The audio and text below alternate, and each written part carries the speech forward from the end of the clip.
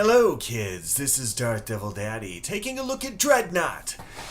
An exciting game one can play for free on the PS4. However, I would also like to point out it's not necessarily that exciting because there's a lot of the same things that slow down most games. And one of the big ones is load time. But I want to show you some of the basics here first. If you like a space game, this is a good space game. It's got some of the standardized things where you have different classes of ships, but what it turns out to is you've got your basic assault person, your stormtrooper or whatever you will, you have got a sniper, you've got a medic, and you've got a heavy bruiser type. It's pretty formulaic in that regard. However, the graphics on it are phenomenal. And you pay for the graphics in terms of your load times. And of course, there are ways of making your ships better, making them cool. Check out all the neat stuff you got. There's tech trees and all sorts of little odds and ends.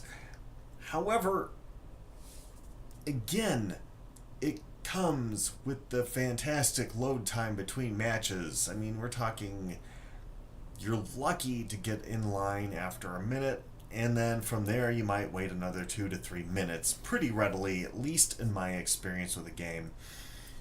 And to be honest, the load times made it to where I didn't want to have much more experience with the game, which sucked because I really looked forward to it. The game is just so dang beautiful. Now, this is some of the trees. There are 3 different companies, so to speak, companies in the game that make different ships. And each of the ships is going to have its characteristics or their sides. I'm not sure if they're sides or companies. To be honest, I don't care. I just want battleships shooting the hell out of each other. Is that too much to ask? However, they're going to give you more than that. They're going to give you things to keep you involved with the game, like bonuses and things. And then they're going to give you character creation.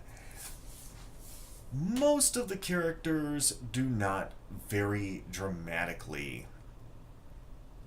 They are not really that important to the game. The fact that you can spend actual money on these people is kind of odd to me. You know, I want characters like in Fortnite, fun, cool, sexy, whatever. I want exaggeration characters. I want bold character creation. Star Trek Online, bold character creation. The D&D Online, bold creation. And what we've got here, though, and this is where it really counts in this game, check that warp out. That is the actual kind of gameplay quality you're going to get. I mean, right here, this is not a cutscene. This is the actual play. So it is beautiful. Beautiful game. And it's also not necessarily one of the easier ones to learn. There are certain controls after playing different games for so long, it becomes intuitive how to use them. Movement in this game is actually not even intuitive. For one thing, you're working in X, Y, and Z planes, meaning you have to know how to go up and down. That's your L1, L2, or L1, R1s.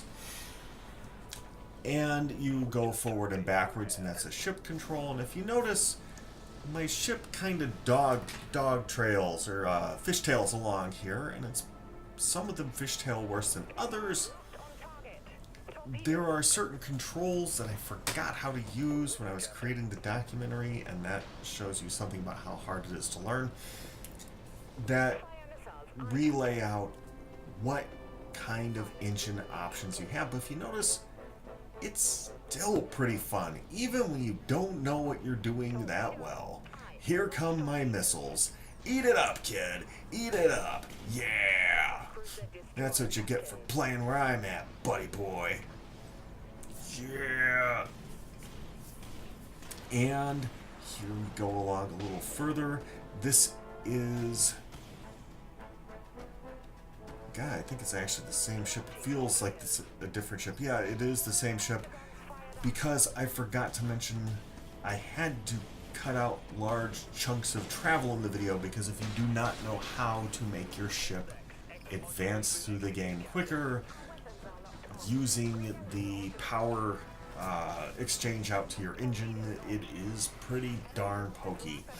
And I see a lot of people playing, and it doesn't look like a lot of them know how to utilize this properly. It's not that easy to remember.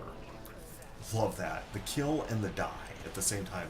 And do you see the little trails of smoke and the great explosions? I mean, look at the backgrounds. The game is freaking beautiful, which again costs you in terms of load times, and they're painful.